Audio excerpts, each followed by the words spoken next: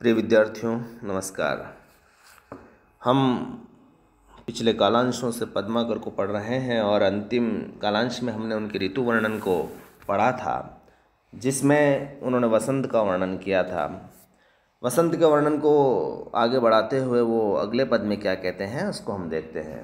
वो कहते हैं कि कूलन में केली में कछारन में कुंजन में क्यारिन में कलिन कलिन किलिकंत है। कहे पद्माकर परागन में पोहुन में पानन में पीक में पलासन पगंत है। द्वार में दिशान में दूनी में देश देशन में देखो दीप दीपन में दीपक दिगंत है। भिथिना में ब्रज में न बेलिन में वन में वागन में बगरु बसंत है। कूलन में केली में कछारन में कुंजन में क्यारिन में कलिन कलिन किलिकंत है। कहे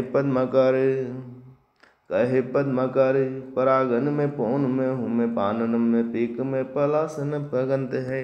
शब्दों को देखिए आप कि वसंत कहाँ कहाँ तक फैला हुआ है। ऋतुराज वसंत के आने पर किस तरह से प्रकृति हरी भरी हो जाती है और कहाँ कहाँ वसंत की व्याप्ति हो जाती है उसका वर्णन करते हैं। सबसे पहला शब्द आ रहा है कूलन। कूलन का मतलब होता है नदी का किनारा। केली का मतलब होता है पृथ्वी भी होता है, काम क्रीड़ाएँ भी होती है। कछार होता है जो नदियों के किनारे का तट होता है, जहाँ भूमि थोड़ी नमी युक्त होती है। कुंज यानी आप वन वगैरह या उपवन वगैरह की दृष्टि से आता है, जहाँ हरे भरे वृक्ष फूल फल होते हैं। क्यारिन में कलिन कलिन किलकंत है। कलियाँ मतलब ये जो फूल बनने वाली होती है, और कली फूल बनने की पहले की स्थिति है कलिन। किलकंत का मतलब होता है चटकना हंसना, इस तरह से पराग समझते हैं आप। पोन का मतलब होता है सुगंधित हवा। पानन का मतलब होता है पत्ते, और पिक का मतलब होता है कोयल, और पलाश का मतलब जो ढाक के वृक्ष होते हैं उनके फूल होते हैं उनको। और पगंत का मतलब बिखरना है। द्वार दिशा, दूनी का मतलब दुनिया, और देश देशन में देखो दीप दीपन में प्रत्येक द्वीप में। यानी यहाँ पर जो कवि वर्णन कर रहा है कि वसंत की व्याप्ति कहाँ तक हुई है, तो वो पहले कह रहा है कि वसंत की जो सर्वव्यापकता है, उसकी सत्ता है, वो धरती पर आने से पहले ही चारों तरफ फैल जाती है। जैसे कूलन को यदि आप देखेंगे, कूलन का मतलब नदियों के किनारों को देखेंगे तो वो बड़े सुंदर लगने लग जाते हैं, शांत किनारे हो जाते हैं, उनके आसपास पेड़ पौधे बड़े सुंदर दिखते हैं। केली में पृथ्वी बड़ी सुंदर दिखती है, यहाँ तक कि वहाँ पर केली करते हुए आपको पशु पक्षी सभी दिखाई देते हैं। कछार, नदियों के कछार बड़े सुंदर हो जाते हैं, निर्मल हो जाते हैं, तट बड़े सुहावने लगते हैं। कुंज हरे भरे होने के साथ वहाँ पर पुष्प पल्लवित हो जाते हैं, कलियाँ खिलने लग जाती हैं, फूल आने लग जाते हैं, तो मोहक वहाँ का वातावरण हो जाता है। क्यारियाँ जो होती है फूलों से भरी हुई, वहाँ पर कलिन यानी कलियाँ चिटकती हुई नज़र आती है, उनके अंदर से फूल खिलते हुए नज़र आते हैं, तो उनके अंदर हंसती हुई नज़र आती है, मोहक दृश्य उपस्थित कर देती है। तो पद्माकर कहते हैं यह वसंत यही नहीं बल्कि पराग में भी नज़र आता है। यानी पौन के पराग, यानी पवन जो चल रहा है, सुगंधित हवाएं चल रही है, उसमें पराग कण भी बिखरे हुए हैं। तो यानी जो हवा भी होती है वो बड़ी सुगंधित होती है, मादक होती है, और वो चारों तरफ जो खेले हुए खुशबू है उनकी व्याप्ति उस पवन में भी हो जाती है। यहाँ तक कि आप पानन में देखेंगे, आप पत्तों में देखेंगे तो वहाँ भी एक कोंपले नई नई आती है, लालिमा युक्त पत्ते आते हैं, सुंदर सुंदर पत्ते खिल रहे नजर आते हैं। पिक भी यानी कोयल भी उस समय मधुर ध्वनि में अपने वसंत का स्वागत करते हुए दिखाई देती है, वह भी वसंत की व्याप्ति को महसूस करती है, और पिक के स्वरों में, कोयल के स्वरों में वह वसंत प्रकट होता है। आप जंगल में जाएं तो पलाश के वृक्ष देखेंगे तो वो बड़े सुंदर केसरिया रंग के वृक्ष पर पलाश के जो फूल नज़र आते हैं, जिसे जंगल की आग कहा जाता है, वो बड़े जंगल को शोभायमान कर देते हैं। चारों तरफ टेसु पलाश जिसको हम कहते हैं उसकी पगंत हो जाती है, यानी वह बिखरे हुई नज़र आती है।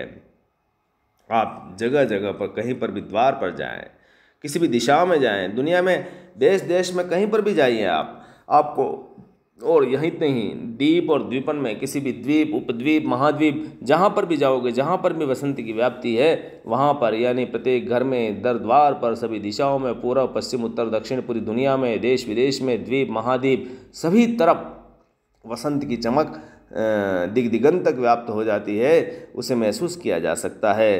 कवि कहते हैं कि विथिन में यानी गलियों में भी, गली गली में, ब्रज में देखेंगे आप तो, नवेलिन में नव युवतियों में, और बेलिन में मतलब वेलों और वल्लरियों लताओं में भी, और वनन में वनों में बगीचों में, और तालाब उपत्यकाओं में वसंत फैला हुआ है। बगरियो वसंत है मतलब फैला हुआ है। अब यहाँ देखो पूरे पद में आपने अनुप्रास की एक अद्भुत छटा देखी है।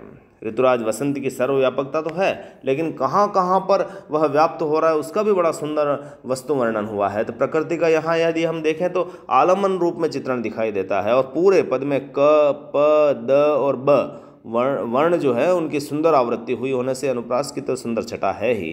पद्माकर का यह पद आनुप्रासिकता के लिए भी जाना जाता है, और ऋतुवर्ण की दृष्टि से भी ऋतिकाल का एक अलग ही पद है जिसको अपनी श्रेष्ठता प्राप्त है।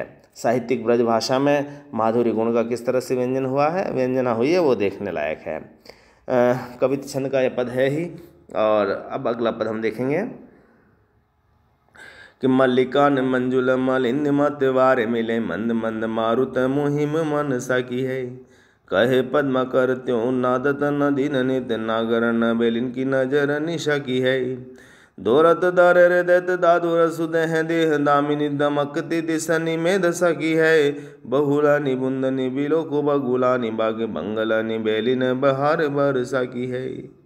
मल्लिका ने, मल्लिका का मतलब मल्लिका पुष्प, मंजुल का मतलब सुंदर, मलिंद का मतलब होता है भंवरे, और मतवारे का होता है मदमस्त।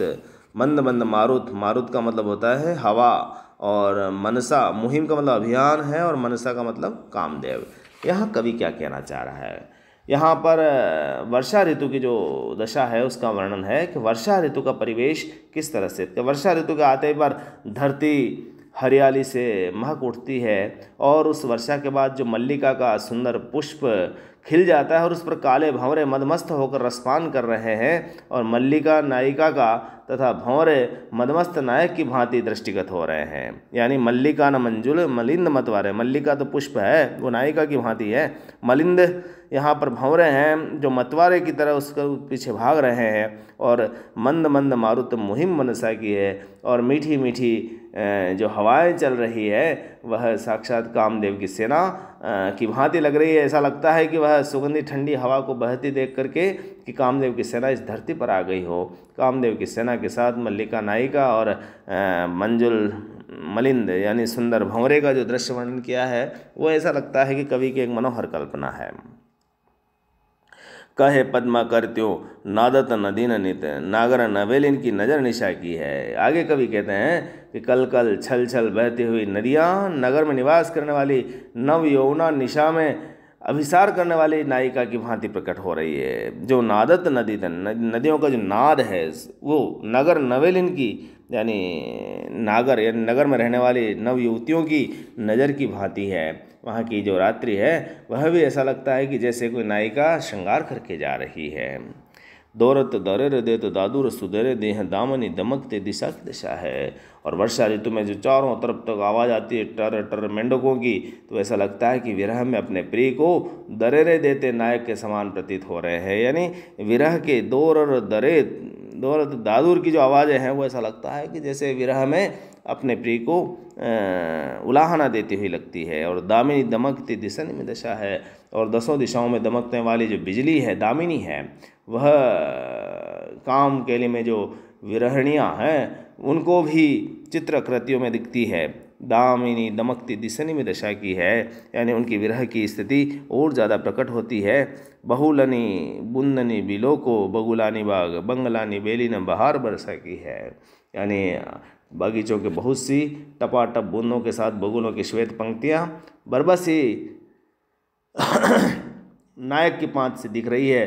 जो नई नई बेलों की तिरछी झूलती लड़ियाँ वर्षा की बहार में नई नवेलिन नायिकाओं को बाहर रमण करने के लिए प्रेरित कर रही है।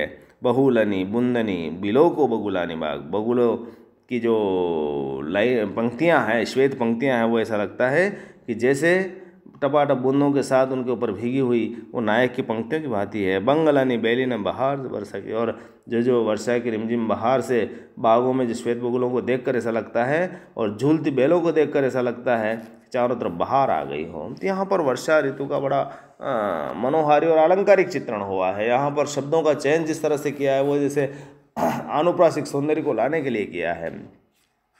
वर्षा का आलम्बन और उद्दीपन दोनों ही का सार्थक वर्णन है। प्रतीक रूप में तो वर्षा है, लेकिन नायक नायिका का मिलन, कामुक अवस्थाएं और उनके विरह की दशाओं के वर्णन यहाँ हो रहा है। षड ऋतु वर्णन की दृष्टि से भी यह काव्यांग विवेचन का सुंदर उदाहरण है। संपूर्ण पद में समासोक्ति है, अन्योक्ति है, उत्प्रेक्षा है और प्रतीक अलंकार का प्रवेश हुआ है। आनुप्रासिकता इस पद्यांश की विशिष्टता है, क्योंकि एक ही वर्ण की बार बार आवृत्ति से भाषा में चित्रात्मकता और संगीत माधुर्य गुण जैसे आ गए हैं। चाक्षुष और श्रवण भी आपको दिख ही रहा है। कविता छंद की मनोहरता यहाँ पर है। काव्यांग निरूपण की दृष्टि से और ऋतुवर्ण की दृष्टि से यह पद बड़ा महत्वपूर्ण है। तो हमने आज इन दोनों पदों को पढ़ा है। आपको ये जो पहला दोनों ही पदों को व्याख्या करनी चाहिए, जिससे आपको पद्माकर की जो ऋतु वर्णन की शैली है और ख़ास तौर से अलंकार वर्णन की दृष्टि से और अनुप्रास की दृष्टि से इन दोनों पदों का बड़ा महत्व है। आज हम बस इतना ही पढ़ेंगे, कल शेष और अंतिम भाग पढ़ेंगे। धन्यवाद।